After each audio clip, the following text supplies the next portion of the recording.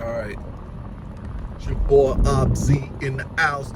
You know what today is? Today is Saturday. Affirmation Saturdays. But we're gonna kick off another little segment on that thing too. Affirmation Saturdays. I'm gonna go ahead and put one of them things out as well too on my TikTok. Lollipop, give a dog a bone. Don't give them nothing but the microphone. Alright, so that's what we're gonna do, right? So, but today is affirmations.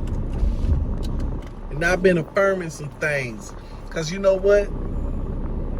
Listen to that Scoval Shin. Ran across a little deal that I had today. It's a little small deal. A little deal I had today that I had been working on. And everything was working kind of smoothly. And then there was a hiccup. I had some unsatisfactory news, which was a lot of assumptions in there as well too, that the product was missing some parts or something like that, whatever it was. But then, my boss man, so I knew this was coming up, right? So I'm just telling you. And so I got in a situation that I've said, apparent obstacles vanish upon my approach. I always like to say that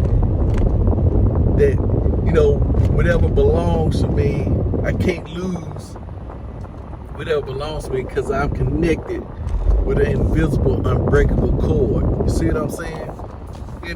I receive its equivalent. That's what it said this morning on the affirmations. So I'm not worried. But that was for me, it's for me, right? Or I receive its equivalent. Apparent obstacles vanish upon my approach. So I worked this deal out, right? So this deal came down to it, and I called the client, and the client was like, no, that's unsatisfactory. And then I had a certain tone in my voice, and he said, and it kind of sounded like you're getting a certain tone with me that unsatisfactory, like you're upset or you mad or something like that. Let's just take a break and let's just think about this thing. So he took a break, right? I was saying, hold on, it's not the fact that I'm upset, it's just I don't want you to think that I was misleading you, trying to cheat you or something like that. That's how it kind of came off, but I kept everything clear from the up and up. But anyway, after the fact, and this would have happened after the fact, I got to looking at it. I said, yeah, why did that tone come out? See, I immediately went to it, because he was right, there was a tone in there. So I immediately went to it, started thinking, why it's fresh. Now here I am on day 301, right? Where did the tone come from? Why was it there? And I said, okay, you didn't want it to come off like that, but it came off like that. What happened? And it come to find out that this unsatisfactory news, I may have known about it for maybe a couple of hours. And the client was like, hey, I'm head in that direction in 1 hour. So now the time element, I always found out that the time element creates all this emotion, all these mistakes, all this thing is caused by the perception that I'm running out of time.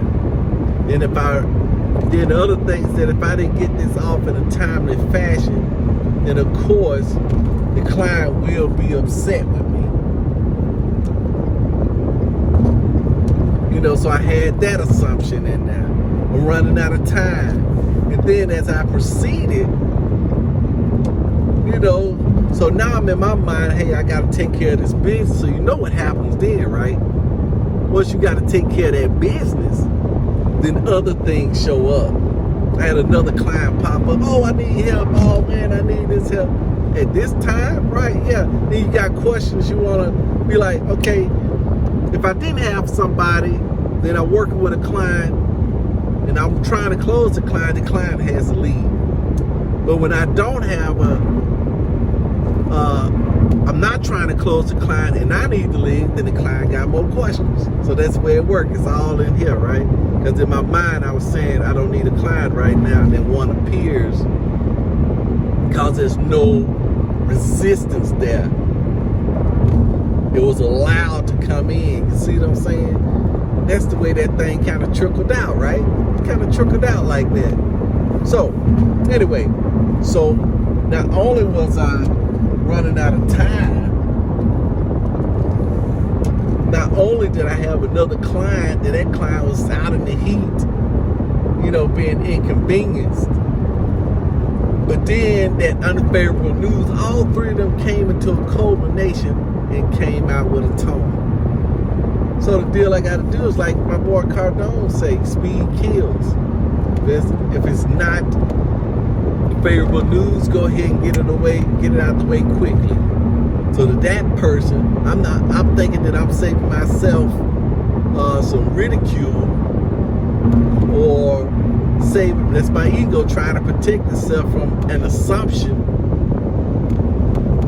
when I shouldn't be. I definitely took it personally.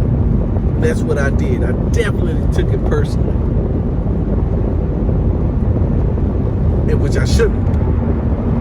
But since that heat was on, I was almost out of time, and I had another client, all that made me take what he said personally.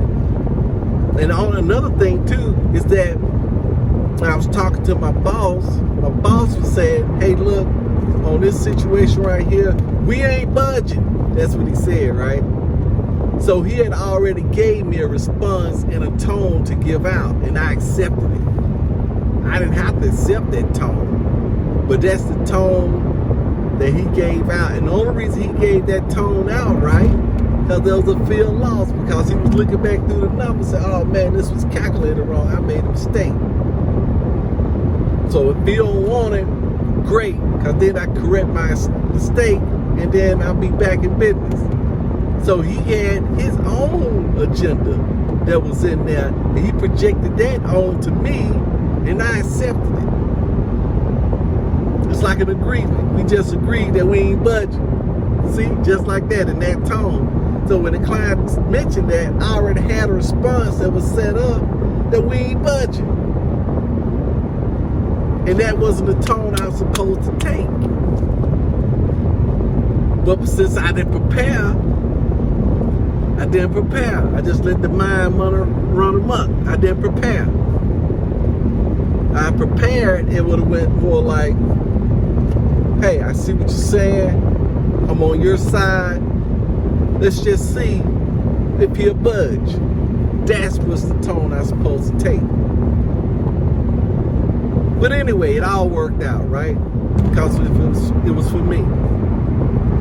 It all worked out. But that was a lesson, right? Because I'm thinking that, man, that day 300, that tone should be coming out. But it was out. It was like that. Boom. And I just get back in. That's what we got to do. We got to go back and got to analyze. Because it wasn't jugular, right? I mean, nobody really got hurt. Nobody, not serious financial loss. That's my little checklist. Nobody dead or nothing like that. You see what I'm saying? So that's how I kind of boiled down to it, is that it was a learning lesson. And that's what it was. It was a learning lesson. And I definitely learned something from it. So that's why I'm sharing it with you guys. And even at day 300, because there's still some Kool-Aid in there. That's what pastors say. You got a balloon filled with Kool-Aid. When you prick it, what's going to come out? Kool-Aid. You got lemonade in it, lemonade going to come out. So what you got to do, somebody say, oh, that person may be mad. No, that madness was already in you. I was watching this movie the other day, some kind of space movie or whatever, and they was fighting a future war. And they said, hey, look, maybe we should go back to where they came from. They said, hey, maybe they didn't arrive. Maybe they was already here all the time. And they was just set free. It was about some aliens or something. They was looking for a ship. The ship never came. It just kind of showed up. And that's when they found out that it was there all the time. Just like all our resources are here all the time. So it's a lot of other things that's always been here that we just been overlooking. Now we shed some light on it. And these affirmations, man, we just gotta keep going. With the apparent obstacles vanishing, with the resources already coming into the world financed by God, with all that I want already on the pathway, that I just have to just open up to and start using it. I think that's where the key at. The key in this thing is that the demand precedes the supply. That's what we think in our mind, but the supply precedes the demand. That's where it truly is. But I still have to demand it with the faith that the supply is there. Like I'm plugging my blow dry into an electrical outlet.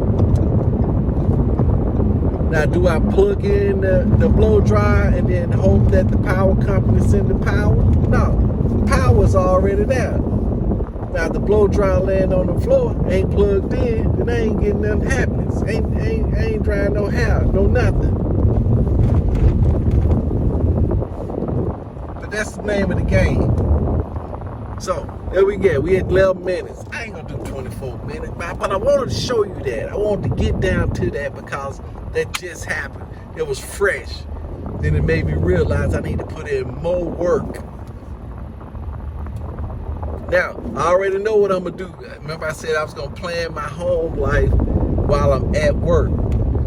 So I already know I'm in a stalemate in some area. So I figured the best thing for me to do is to build me a beachhead.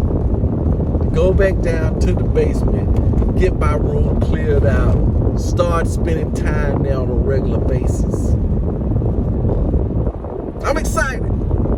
That's what I'm gonna start doing, spending time there on a regular basis, rather than going into the black hole, which is that we got a big sofa, which is sectional. It's dark, so I call it the black hole, because once you sit on that sofa, it's over with. You go into another realm. Next thing you know, 2 hours pass. Nothing escapes, nothing. Nothing escapes the black hole. Till somebody come by, man, and just, hey, and that kind of pop you out of that, or the big strong thing on the inside is, I'm running out of time. That's the only way. See, that running out of time gets you out of that black hole. It gets you out of a lot of things, so we need to start using that more frequently. Even to the point of faking it out. Man, I'm running out of time. I don't want to say it out loud because I ain't running out of time, but I want to keep that intensity up some kind of way that I ain't self-propagating me being out of time. But that's when we all move. Tell somebody running out of time. You got 5 minutes. You got 5 minutes. It's all over. In 5 minutes, it's all over. I got 5 minutes. Oh man, oh my goodness. You got 5 minutes, it's all over. Now what you gonna do? You're gonna do it to it. So, time's up. You running out of time. You got like 5 seconds to push that like button, thumbs up, share it. Do it to it.